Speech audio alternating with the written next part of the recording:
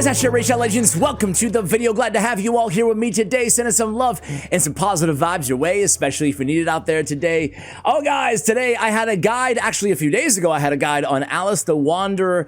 You guys were pretty positive in the comments. It seems like most of you are aligned with me that unless you're like a top few hundred player in Live Arena in the game, you can get a lot of utility out of this champion. We explored a lot of that in our initial guide on this champion, but I wanted to give you guys some more inspiration, talking about my favorite combinations using Alice the Wanderer, talking about some key roles that you want to ideally put around Alice, especially on your arena teams, but this can apply obviously everywhere inside the game. So I have my top 5 combos for Alice the Wanderer, and I'll start at number 5. Actually, before we start at number 5, let me show you Alice's build again. I haven't changed it from the last video, guys. My favorite is still going to be Savage and Stoneskin, but as we mentioned in the initial guide, Alice is a tricky champion to build in the sense that we want a lot of speed for the lockout, we want a lot of damage for the reset and, well, the damage or A3 smacks, and we want a lot of accuracy and a lot of attack on this champion and some survivability on our Alice.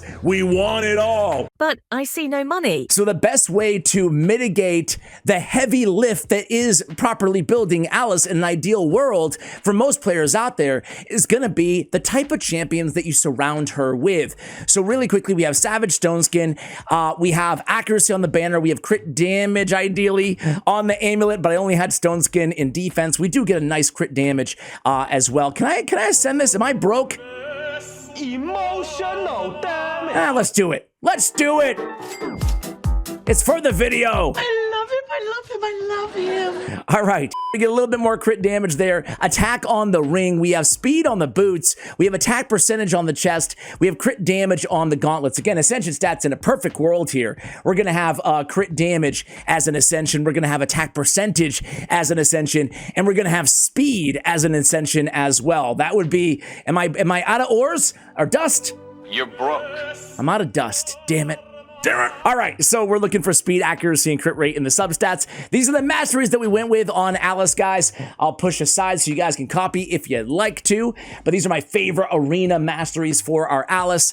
We also have her on No Blessing right now, but when I have it, I'm going to go, I mentioned this already, with Soul Reap, right?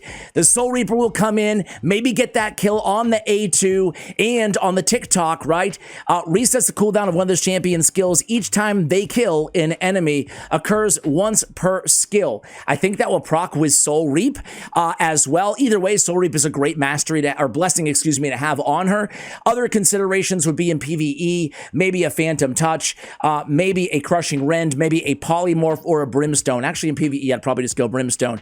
But my personal favorites are going to be, again, Soul Reap or potentially Temporal Chains if you're building her fast with a lot of accuracy as a lockout, right?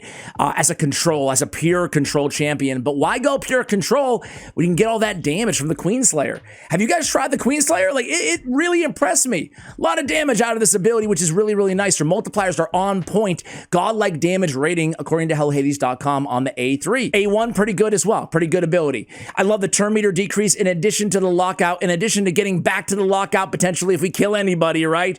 Which is going to come into play when we build a combo team around her. Relics. I mentioned this as well, but I had this relic sitting around. It's only a rare, but Ware's turn meter reduction effects are boosted by 15%. That's really nice on Tempest Sanguinis. That will parlay beautiful with the Clockwork Cyclone on her A2 ability. So that is the build. Let's talk about the top champions to combo her with, right? So let's start with number 5. Quick disclaimer. I'm not going to include like OP mythicals. Like obviously our bias would be amazing. She brings the turn meter fill, the increased attack, and the increased accuracy. I think if I had to choose any champion in the game as an Alice combo, it would be our bias, the Stonethorn. That is the perfect setup. It helps out with the speed with the turn meter boost, the damage with the increased attack, and the lockout with the increased accuracy, right? So let me get a quick nod out to our bias, the Stonethorn. Odds are, if you have her, you're already aware of that, but I guess we can kind of focus on a lot of the reason our bias is perfect will really exemplify why the 5 champions I'm about to share with you guys, and we'll go into the arena as well, are amazing. The increased attack is going to be fantastic. Obviously, it's a must-have because she hits hard, but not that hard. We want to ensure that kill, right? On the A2 especially, but even the A3 so we can get that skill reset cooldown on the TikTok. Increased accuracy is a very close to a must on this champion, right? I'm going to share, 3 or 4 of these champions, maybe all 5. Maybe all 5 have an increased accuracy. It is so essential. It really alleviates the necessity to pick up all the accuracy you possibly can and actually trade off for some damage on your build. And then the turn meter boost is going to help alleviate that speed need. But there's another thing as well. Removes all buffs from all enemies. A buff removal on the team with an Alice is going to be a great thing to have because she doesn't have any sort of buff removal. You'll be going against a lot of Stone Skin with Alice, and sure, you can still get the lockout, but you might not get the kill. But Sun Wukong does exist, and you'll get a lot of kills off Sun Wukong. Ergo, you'll get that reset on the TikTok on the Sun Wukong combos. So number 5 is actually a rare champion. It's an oldie but a goodie. It's Kurzad Deepheart. Good old Kurzad, man. He's got a big version, increased accuracy on a 3-turn cooldown, and he has a decreased defense on the same ability. That's going to help out for the damage and the lockout. It's a great setup for Alice, right? And the best thing about Kurzad Deepheart is, if you're lucky enough to have this little dwarf, check this out, guys. This guy benefited massively from the Nature's Bounty Blessing. It's going to take potentially that weak version of decreased defense, the 30%, and upgrade to the Big Daddy, the 60%. It says it right here. Take the weak version of debuffs and turn them into the big version of debuffs. Amazing on like a Bellower, right? But amazing on Kurzad. So he only had him at 3-star Awaken. It's a 30% chance. 30% chance is still not that bad. So if you have an Awakening on Kurzad, go ahead and consider him. Big version increased accuracy and potentially big version of the decreased defense as well. Now, I built my Kurzad super fast and I sacrificed a ton of damage, right? So quite a maybe unorthodox build for Kurzad, who actually can deal some damage. But I built him in fast gear with perception and accuracy. We'd like it a little bit higher, but again, he brings the increased accuracy. So let's take advantage of it, right? So he is my number 5. Let's go ahead and go into battle with Kurzad. All right, guys, so the first team that I have here is a great one, right? We've got Arbiter for the increased attack for the turn meter boost. We've got Kurzad, who we just spoke about. And then we have Orion the Conjurer, who I have slightly faster than Kurzad. Orion the Conjurer, she doesn't get enough love. She has buff removal and weaken. Why aren't we going with Madame Ceres? Well, because we already have the decreased defense from Kurzad, we might as well get the buff removal and the weaken now set up from Orion the Conjurer. Remove all buffs from all enemies. This is a beautiful team to combo with Alice the Wanderer inside the arena. Let's take a look at them in action here. So, we need Ryan with a decent amount of accuracy because she's not going to get that increased accuracy because she's going to go before Kurzad, right? She does remove, she gets sheeped, but she did remove at least one of those, whatchamacallums, buffs. There we go, Stone Skins. We'll go in here with the A3. All right, let's see. We're not going to be able to kill Georgid, but I still want to lock them out. So let's just go in with a lockout. Ooh, very close there on Gottfried, but he has that passive that protects somebody, so kind of a difficult first team that we're going against here, but let's just see how we do. All right, so we lose. The good thing is we have 2 revivers on this team, so no worries, no worries. One of them's an AoE and Arbiter with the extra turn to turn meter boost and set everybody else up with an increased attack. All right, here comes our sheep. We almost got the sheep kill. There's something oddly satisfying about a sheep kill in this game. Get Gottfried down. There you go, Arbiter. All right, let's go A2 here. And then now, Alice, it's on you. It's on you. Oh, the double kill. Double kill.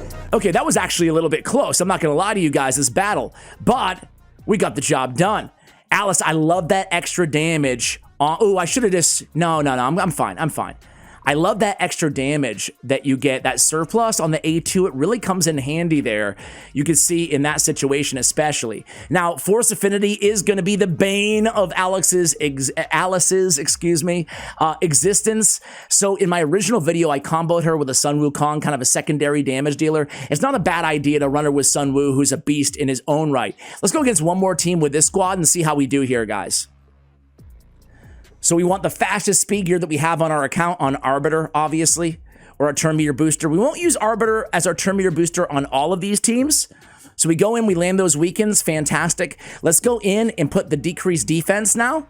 And now we're setting the table beautifully here, right? Go in there, get a couple kills, reset the cooldowns, game over, right? Game over. This is a beautiful setup. Good old Kurzad. Again, I want to be clear with you guys. You're not going to be running Kurzad Depart in Platinum Arena, but he does have that beautiful kit that really complements Alice the Wonder. Just an amazing, amazing way, having the decreased defense and the increased accuracy. It's really unique to have on any champion, let alone a rare in the game. Let's go to combo number 4. All right, guys, so we talked about Skeletor. We talked about this trademark thing. Does that annoy anybody else out there? I don't know. Maybe I'm being a stickler. But the copyright Mattel, Skeletor. We're playing it safe. By the way, he has one of the best avatars, little avatar frames in the game. And if you guys rock that, I see a lot of players rocking it, and I'm thinking about switching myself, honestly. I have the content creator cardio right now. Anyway, Skeletor, listen, he's not my favorite. He's not the most powerful login champion. But I think this guy is a little bit better than I gave him credit for in my initial reviews, to be fair. Again, I'm more of like a has some utility champion versus a trash champion, but certainly not like anybody's not going to mistake him for an S tier or anything like that. But he does bring an increased accuracy. He has some buff steal, but most importantly, he has the increased accuracy with the decreased turn meter. That's a great 1-2 punch for Alice. Alice has decreased turn meter on her A2 as well. So a lot of control here, a lot of turn meter manipulation when you combo them together. And then you get the increased accuracy. You also have petrification, which is really nasty on Skeletor. I have Skeletor built fast with accuracy in feral gear, right? This is a perfect case scenario. Otherwise, I would just build him in perception gear. So this is the gear that we're rocking. And again, I just went all out speed with as much accuracy as I could get on my Skeletor with the feral to keep him from being sheeped, as we saw happen to Ryan the Conjurer on that previous battle. All right, guys, so the Skeletor team is actually the team that I rocked in the first video. A lot of you guys loved this team on the comments on that video, on the initial guide on Alice, but it's Arbiter for the increased attack. It is Skeletor. My Arbiter speed, by the way, I'll just show you guys, is 408. So certainly fast, but not like, you know, bonkers. You see some of these speeds that players in the end game are pulling off nowadays. Back in my day, 300 speed was insane. Now you're seeing like inching up to 500 speed. It's absurd with relics in the game, right? Anyway, Sun Wukong, just build her as fast as you can, and then try to build everybody, or at least next in line, to 30% of her speed. So let's see how this team does. I do think go first teams are the way to go on Alice, but you can get kind of crazy. You can get unorthodox and put her on a go second team as well. Let's go in with, look at that. That's a beautiful ability there. The turn meter decrease comboed with the turn meter increase from Arbiter and Skeletor hands the baton to our Alice without anybody cutting in line, even at a 250 speed or whatever she's at, right? Really, really nice there. All right, so we go in, we lock out the abilities. We didn't get a kill there, but it's okay. If you don't get the kill with the first ability, let's just go AoE here, even though we could probably end it. If you don't get the kill with the first AoE attack, it's really not the end of the world, is it? Let's get rid of the block damage champion here, because we have no answer to that. It's not the end of the world because you always have that strong A3 where you can get that surplus damage. So let's pop off and then pop off another one, right? It's a really, really nice ability there. It's hard hitting enough to get the job done. I really love it. So let me go back to Skeletor here. Now we can just pop off and hopefully we can take care of, always want to have a reviver, I should say, when you're rocking Alice, because she is pretty squishy. Say something, I'm giving Not again. I'm not going to sit here and tell you guys that she's a tank. She's far from it. That's why we have the stone skin as well on her. And we're going to need it here. Let's go ahead and petrify. Good old Skeletor, always coming through. He's a cool champion. I wish he was a little bit better, but it's still awesome that he's in the game for an old school fella like me, right? An 80s child like your boy Ash. Let's go A3 and end Eric's life. 88k, that's not bad against a tanky HP-based champion. Not bad at all. We shouldn't do this, but we can do this. Go against a UDK team. Why can we do this with this squad? Because we have Sun Wukong. He can turn him into a sheep, kind of clear the area for our Alice, right? So let's go in, make sure we have the A3. We come in there, we steal some buffs, fantastic work. We're not going to be killing anybody on this team, but we can still reset their skills by 2 turns, buy us some more time. Let's go in with the A2 of Arbiter. Let's save that A4 for Revive if we need it. And now we can Sun Wukong against UDK. That will clear the way for Alice. That's why I like Sun Wukong also. I called this a what? Top 5 combos. You're really going to get like 10 because Ryan the Conjurer, Madame Ceres, we talked about Arbiter, right? Let's get Taurus petrified. And then let's come in here and see what we can do. Oh, so close against Mithrala. So close. We really wanted that kill, guys, not going to lie. But we're still looking pretty good there. Having that petrification is pretty dang strong on Skeletor's ability. But we are very scared. They have a reviver, they have a tank, and they have a... Okay, I really want to get a kill here. Can we get it? Oh! So close. I love that buff steal, though. That is nasty. Can we kill Elva? Nope. It's only a single target hitter, so we have to go after Sun Wukong. Ooh, I'm scared. Ooh, I'm scared. All right, let's petrify right here. Boom. Skeletor, great control. Okay, A1 is not very hard hitting. The damage multipliers on our A1 actually aren't bad, but I have not found that to be the highlight of our kit. I'm not going to lie to you guys. All right, we sheep him. Not that we really wanted to there, but I can't get around the sheep, so I'm just going to A1. And, all right, this is... Oh, stupid UDK's back in the battle. And we use the sheep like a moron. All right.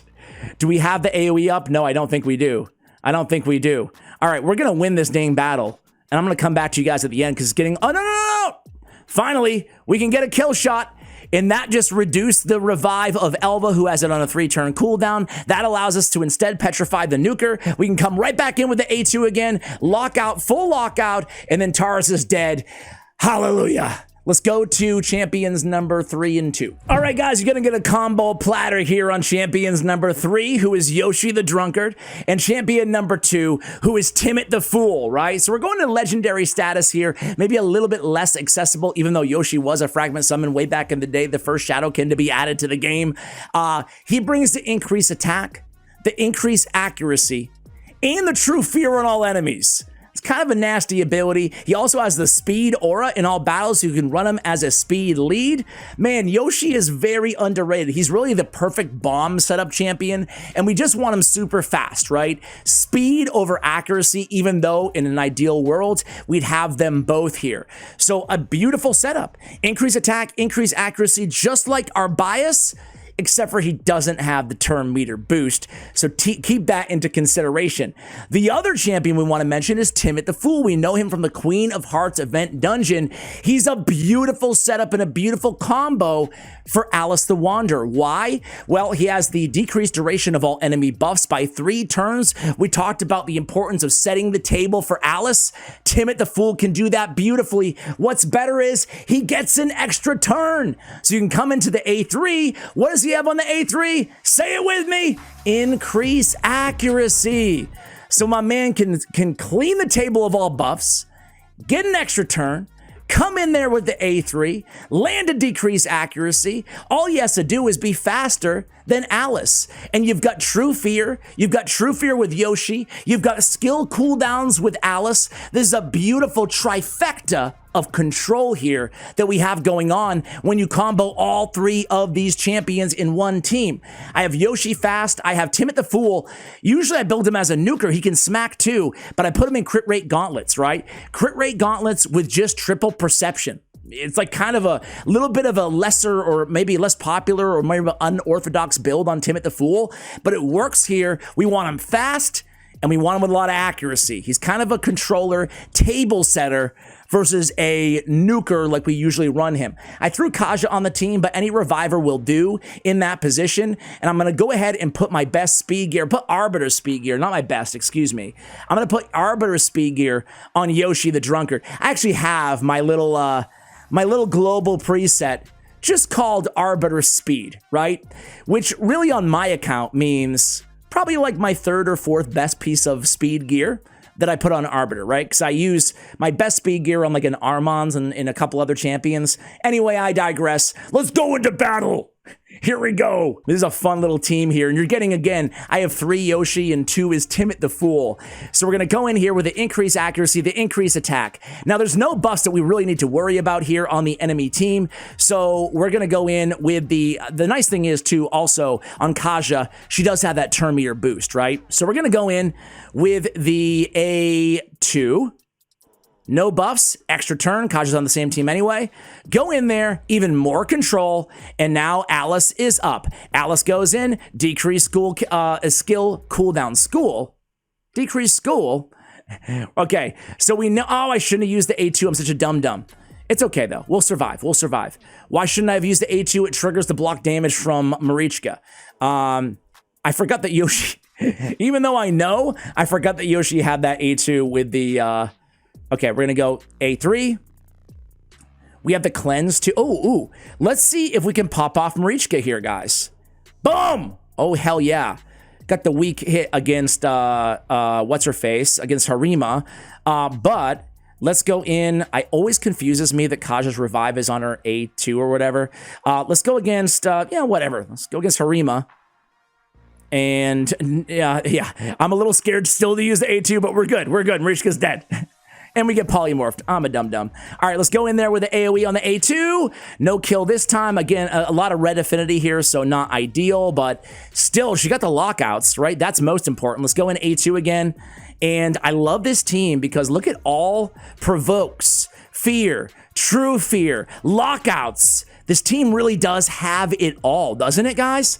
Let's go ahead and do another battle as soon as it's unkillable. There we go. I forgot. Her A1 removes the unkillable. Oh, I love Alice. All right, guys, one more squad. We got to be careful because we're going against Mezamel, Mikage, Mashald, and an Arbiter here. Before we get to number 1 on the list. Number 1 on the list, I don't have a team for, but we will talk about him and why he is so good.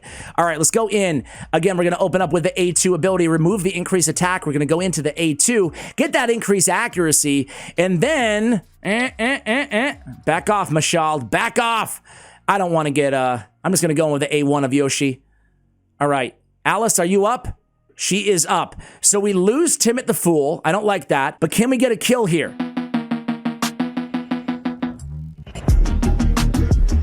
Yo, oh, yes we can. All right, hey, way to go, Alice. Way to go, ended with a bang. So guys, I am just days away here. I'm on this dungeon mission. 40 Immortal Soul Essences from the Iron Twins Fortress. Believe it or not, I'm like 2 days in. I've gotten 4.